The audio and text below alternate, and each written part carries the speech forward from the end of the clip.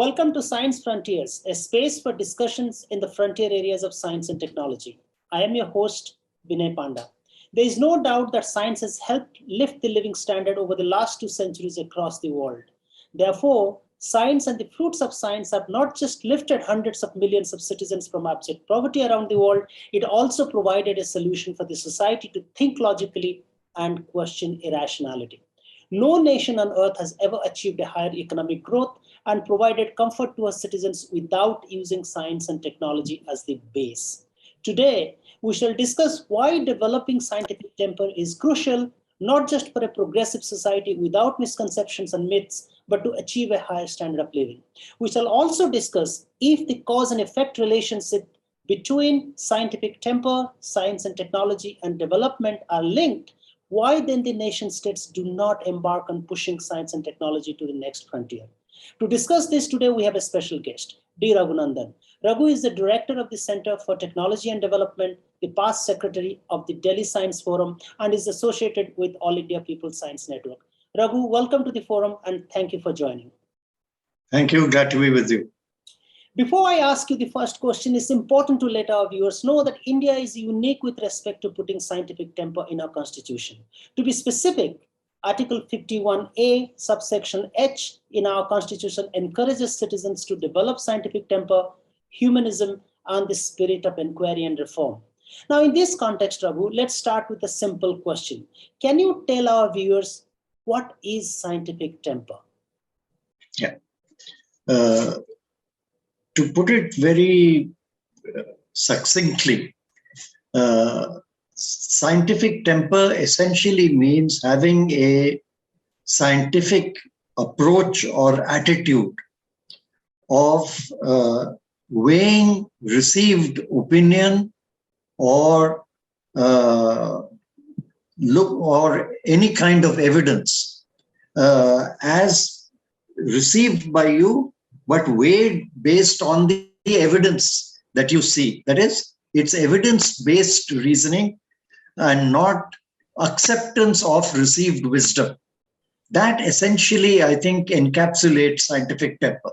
Sorry. Yeah, many people think when you talk of scientific temper, they think you must have great knowledge of science, or you must be a graduate or postgraduate in science. It has nothing to do with it. In fact, as we know, and as I'm sure we will discuss, many scientists who are around us may also be said not to have a scientific temper. And there are many people who we think have very strong scientific approach in their attitudes and way of life without much knowledge of formal science. Thank you. And I'm so glad you mentioned this because that's essentially one of the questions that we have at a later point. Now, thank you for providing that clarity. Now, let's just broaden the discussion and talk a little bit about where does the onus lie. Now, we know that the golden rules of validity, reliability, and falsification goes hand in hand with scientific standards and temper. However, those who think that just because you don't know something, or there is science behind certain practices unknown, should we simply discard those beliefs or should we try proving their validity? In other words, and more importantly, whose responsibility is it to prove or disprove certain practices and legitimize them? Yes. I think in terms of proving and disproving, it depends on the kind of knowledge that you are talking about. If you're talking about a scientific theory, which is expressed in an equation or an observation or phenomena like DNA or something like that, you cannot expect the man in the street to prove or disprove the theory of relativity or to discuss the string theory or to discuss with you intelligently about DNA and RNA. So that's a different kind of scientific knowledge which requires domain knowledge to be able to decide validity or otherwise. But there are a large amount of scientific information which is out there in society, which is part of our daily lives, which we can prove or disprove and proceed on that basis. An example I would give you is the behavior of a farmer deciding on when to plant his seeds. Now we know that these are quite important. They have quite important scientific bases to decide this. The onset of monsoon, the moisture level, the right temperature or season. The farmer assesses these more or less intuitively and going by the progression of the seasons. He does not use scientific instruments. He does not use very great sophisticated apparatus to decide. But broadly speaking, by and large, he has worked out through trial and error, if you like, the knowledge of when to plant, when to harvest, to judge whether the crop is matured properly or not, and thereby to proceed on the practice of farming more or less along scientific lines. I say more or less because he may be off by a day or two if you go by temperature and humidity and the arrival of the monsoons, etc. That's okay, but he knows by practice that this would give him good results. Right, absolutely. And I can't agree more that depending on the situation, you need to put the onus either on a common man or somebody who has deep domain knowledge or expertise. Now, that's right. Overcoming bias, prejudice, and irrationality are cornerstones of science and scientific tempers. However, and this goes back to the point that you actually alluded to before, there are many cases where renowned scientists have based their observations on irrationaltake. Now, let's take an example of our famous Srinivasa Ramanujan. Now, Ramanujan's prodigal rise in the field of mathematics and his original contributions are very well known. However, when asked how he came up with the equations, he often said that they're divine inspirations and provided by the goddess Namagiri. In fact, his mentor, G.H. Hardy, had often described this as deep intuitions. Now, how will you describe this phenomenon, this contradiction, if I may, which certainly defies the definition and boundaries what we know as scientific temper? Yeah. I would put the problem like this. I think rationality is a very peculiar concept. In the sense, rationality has been, through history, defined in different ways, given the period, given the history of the time. For example, modern economics, as we know it, arose in the context of the bourgeois revolution in Europe in the 18th century, where the conversation and the philosophical discourse was about rationality. And the concept of economics and of the way society ran itself went by the name of a rationalist discourse. And they was talk of the rationality of the market. Now we know today that there are equally valid discourses which would say the market is not particularly rational. It is actually rigged, and that there is no perfect market which determines prices by supply and demand.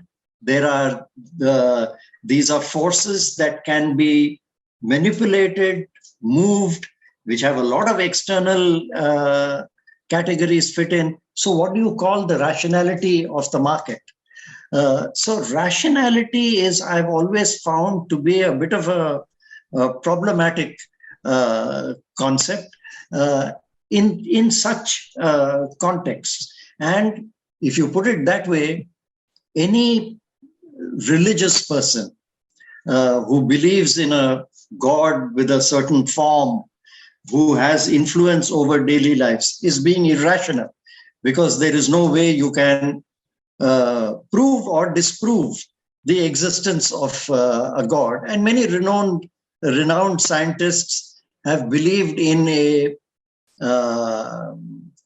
some kind of a being outside of human experience. Like a supernatural power. Whatever, whether or not that power can have influence on life or something like that. They would be very renowned scientists have said, look, with all this, I still believe there must be a greater power out there somewhere in whatever form. So those kinds of things are what the famous philosopher of science, Karl Popper, would have described, as I was saying, things which can't be either proved or disproved. You can't prove or disprove the existence of God, because Popper would have called this incommensurables. Right. Because the questions you ask to prove whether there is a God cannot be answered within that framework at all. So let's put aside those kinds of irrational behaviors. But rational behavior in terms of what you think you expect your action to result in, are they rational within that framework, number one? And number two, are there extraneous factors which people are putting in into it? My favorite example on this is a student who studies very well, he prepares for his exams, he does not tell himself, look, if I pray to God, then regardless of whether I prepare or not, I'm going to get great marks. He does everything rationally required to take the exams. But he nonetheless, before going to the exams, his parents tell him to quickly make a quick prayer in the prayer room at home. He puts a little tilak or whatever on his forehead and then goes for his exams. To my mind, he's behaving rationally, but he's taking a little insurance policy on life, because there is an appreciation that life is not always rational. You don't know whether you will get the marks in the exam that you prepared for. There is an element of luck involved. Even those who don't believe in prayer in the morning tell each other, best of luck before they go and sit in the exams. And if you are a perfectly rational human being, you should not be believing in luck. You've done your preparations and you've gone for your exams, and you should top it the way you've prepared. So there is an element of irrationality in life. There is an element of chance in life. And many times some of these beliefs, superstitions, if you like, practices, are hedging your bets. They are taking out a little life insurance policy. Absolutely. We all know that sports people are incredibly superstitious. Absolutely. The former Indian Test cricketer Jimmy Amarnath always used to go out to bat with a red handkerchief tucked in his back pocket. Sachin Tendulkar used to go out with his favorite bat, which had taped over, and it looked like a wounded soldier with all kinds of bandages all over it, because he believed that was his lucky bat. Absolutely. But the Nawab of Pataudi did not have these concepts. He would just walk out to the pavilion, out to the dressing room, picked up whichever bat he found nearest to the door and go out to bat. So different strokes for different folks, I suppose. Some of these things I think we should discount. Expecting human beings to behave purely rationally, with 100% rationality, I think is asking for too much. Too much. However, what we do ask for is expecting people to weigh their options, to provide for themselves as much of a evidence-based reason for doing things as is possible. Not to go by rumors, not to go by thing. I'll give you an example. My maid had been very ill for the past month, and she was taking a long time to recover. So I told her to take a week off, rest up, and come back to work. Her niece, with whom she lives, recommended to her to go to a faith healer who would do some jhad pook and something like that. And she told me that. So I said, please, for God's sake, don't do it. Go and see a proper doctor, get proper medical advice, take your medicines and do it. That is something you know. This jhad pook is something you don't know. So therefore, go by what you know and rather than by what you don't know. I think that kind of thinking is what we are encouraging when we talk about scientific temper. Thank you. I think that's also very important what you said, that many a times scientific temper goes hand in hand, and we must not forget about it, our cultural values. So what we have, born into or practiced or grown up with, it takes a long time to forget. And as you said, as long as you're doing work doesn't get affected by those blind beliefs, I think you can be discounted for those little.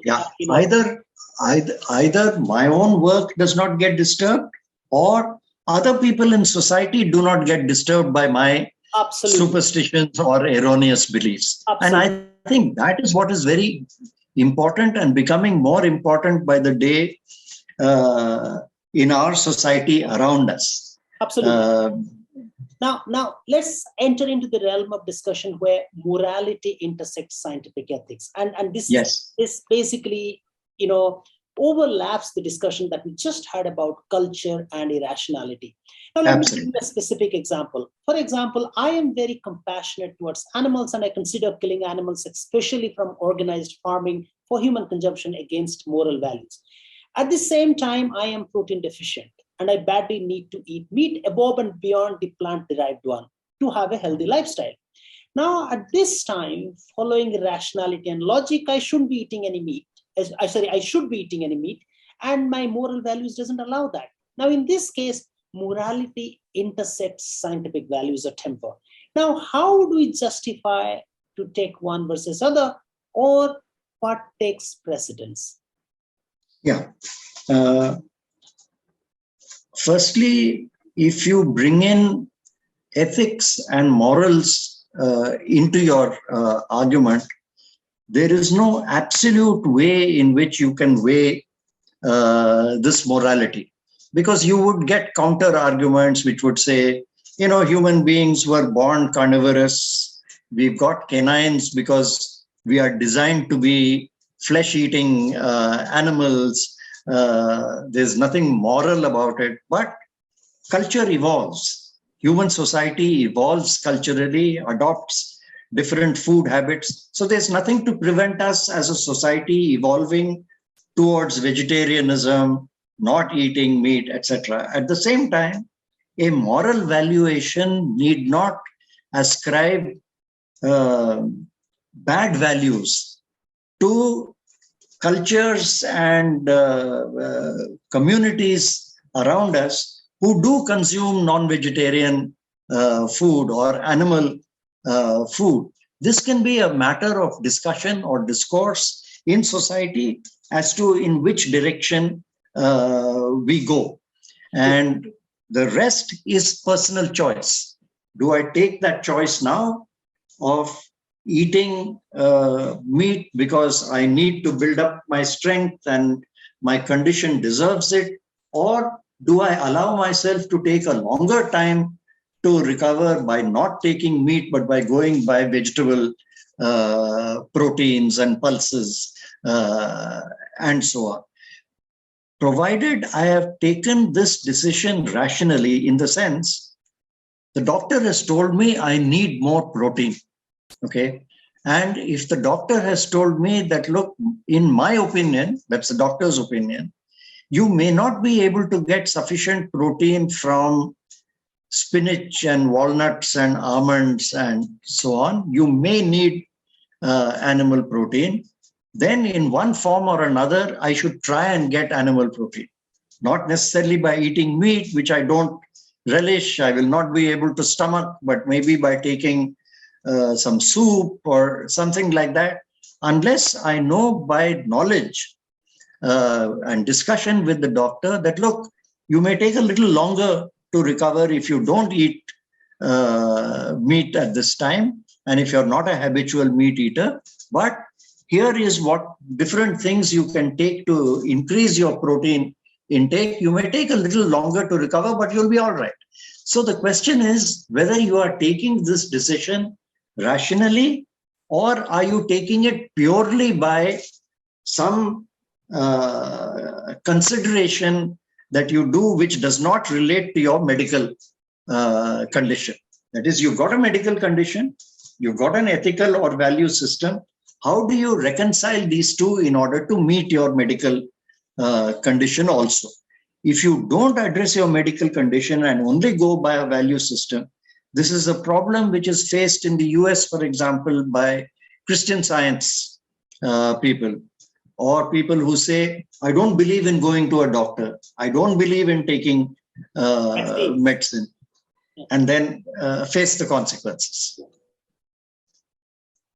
Excellent. Now, basically what you said, when you take a decision based on rationality, there has to be some degree of elasticity. One cannot be extremely rigid because the culture we grow up with, the society we live in, you have to take a rational decision as much as possible. Now, let's go to the second part of our discussion, which is science, technology, scientific temper, and economic development. Now, can you tell our viewers how can developing scientific temper a prerequisite, or is it, to achieve a better economy, or in other words, to achieve a higher standard of living? Yeah, I would broadly put it this way. Societies which have developed and have advanced, I cannot think of a society that has developed and advanced economically and expanded the standard of living across its population without having built the capabilities of its population, without having built its what people call human capital, human resources. If you don't build human resources, how are you going to build a society where everyone can enjoy a standard of living together? There would still be differences within society, but everyone together at least achieves a standard of living far better than, say, a generation ago. Now, if you look at the history of societies similar to ours in Southeast Asia, for example, Korea or Thailand or Malaysia or Taiwan, these were all countries which were, on any development index, more or less at par with India in the early 70s. But all of them have invested 3 to 5% or more on education and on health. The physical well-being of the person, as well as the capabilities of the person in terms of knowledge, skills, ability to think, etc., keeping in mind the developmental progress of that country. That human resource capability has also been built in those countries. And if you look at our country, by contrast, we have unfortunately not invested in our people. The bulk of our population remains today, by and large, uneducated, unskilled in any formal sense of the term. And therefore, as a society, we are not able to boost our economy to the extent desired. If you look at the speeches of big Indian corporate leaders over the past decade or more, all of them point to two major weaknesses in our country. One is infrastructure, and the second is a lack of skills and knowledge. And you cannot build this lack of skills and knowledge without formal training and education, the ability to use knowledge to increase your capability. All of us are rational people. There is no problem in that. Every artisan who works with a tool understands the process that they are going through. A potter knows that he has to knead his clay in a certain way. He has to let it dry to a certain extent. he has to fire it to a certain temperature, then he will get a good pot. He doesn't just take clay in a ball and throw it into fire and hope to get a good pot. He's evolved a technique and a process which he knows will give him the product he desires. But to make modern ceramic goods, which will earn greater money for himself and for the economy as a whole, he needs more formal knowledge in that skill which he already possesses, in that knowledge which he already has, to take him and society to the next level. We in our country have not invested sufficiently in that aspect. So that is, I think, one of the key areas in which, and all this knowledge that we are talking about embodies what we are calling the scientific temper, embodies a scientific approach to life, that you have a certain bit of knowledge, you have a problem that you have to solve, you apply that knowledge to solve that problem with the tools that you have or the tools that you innovate and make for yourselves. And that's how society would grow. So that's how I think scientific temper is the important thing. I'll just add quickly, maybe we can discuss this a little more at length later, but I think there is a somewhat mistaken notion going around that scientific temper, in this sense in which we are discussing this now, is about eradicating superstitions, and that it is superstitions which is keeping up backward. I would like to differ a bit on this, because I believe, like we were talking about superstitions of sports persons, etc., etc. There are many superstitions we have in society. Some are harmful, some are, frankly speaking, it doesn't make a difference whether you have it or not. Whether you go to an exam by putting tilak or not makes no difference to my life, and may not make any difference to your performance in the examination either.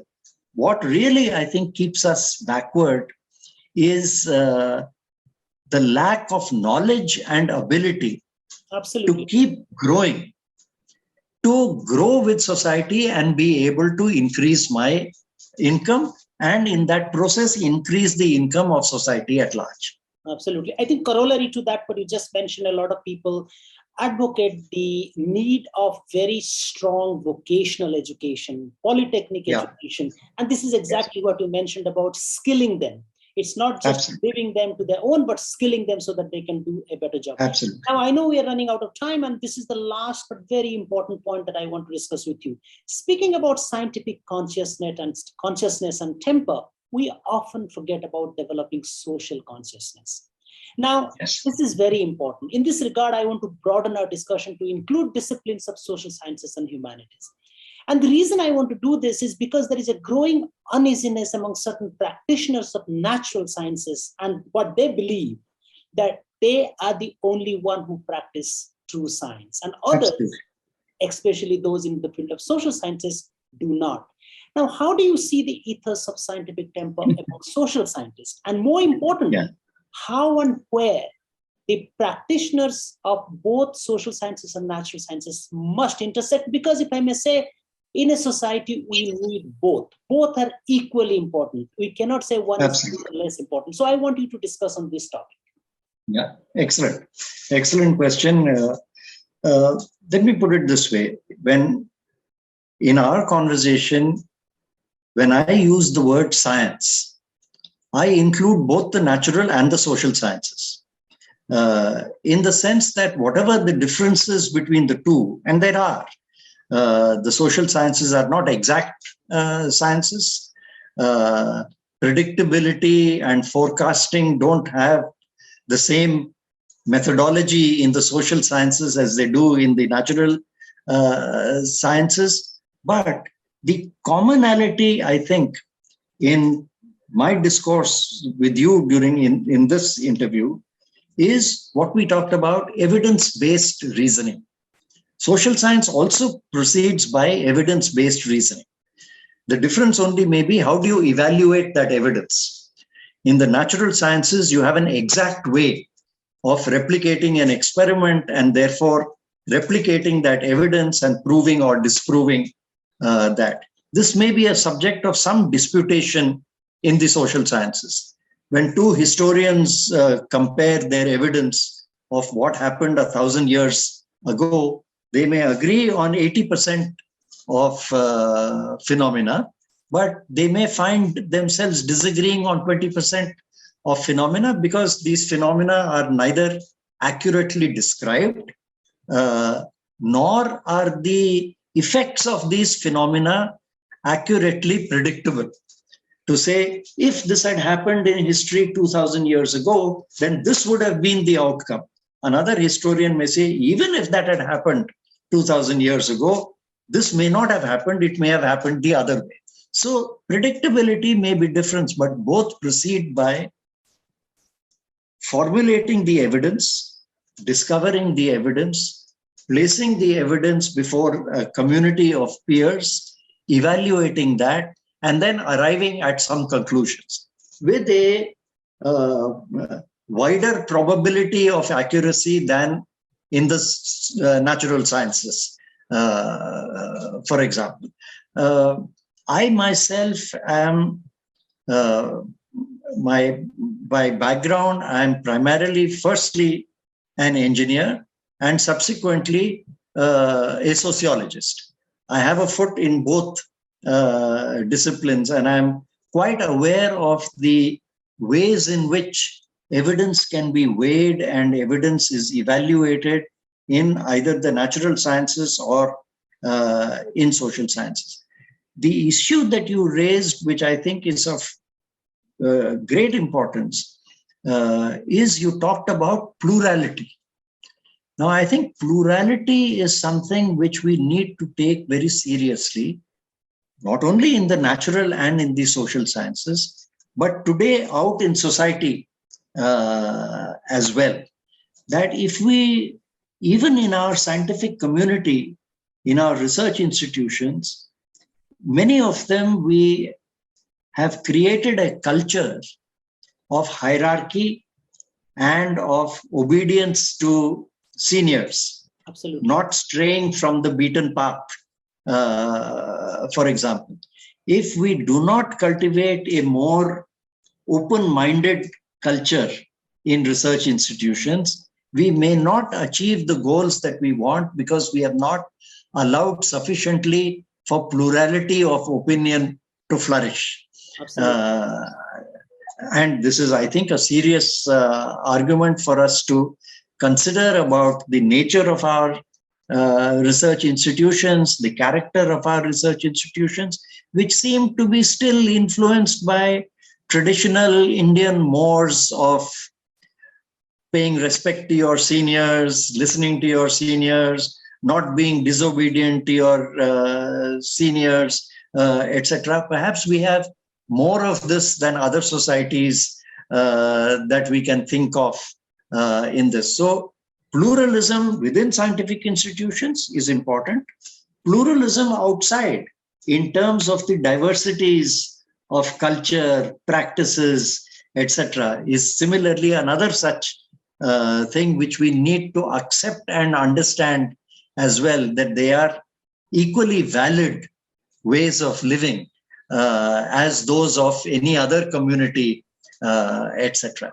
Absolutely. I think you said it, and I can't agree with you more that, the methodology that is employed by natural scientists may be different from the social scientists, but both employ rigorous, verifiable methods. And I can tell you Absolutely. that even in natural sciences, as you may know, we may actually have the same evidence, but our interpretation might completely vary and disagree with each other. Absolutely. And I think Absolutely. that's an important point, particularly in an institution like JNU where I work.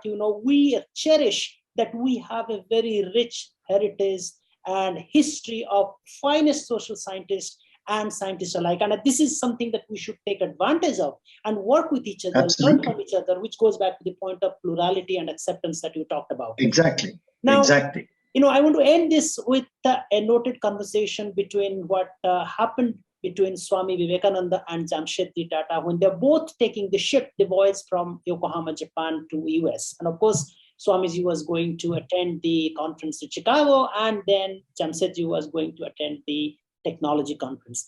And Swamiji very famously had told that technology can be imported, but scientific temper has to be built within the country through proper education. Now, with that somber note, it's time to end our discussion today. I want to thank you for your time, Raghu, and telling our viewers why developing scientific ethos is not just important for the nation's growth, but also important to have a plural and pluralistic society. Goodbye. Thank you. Goodbye.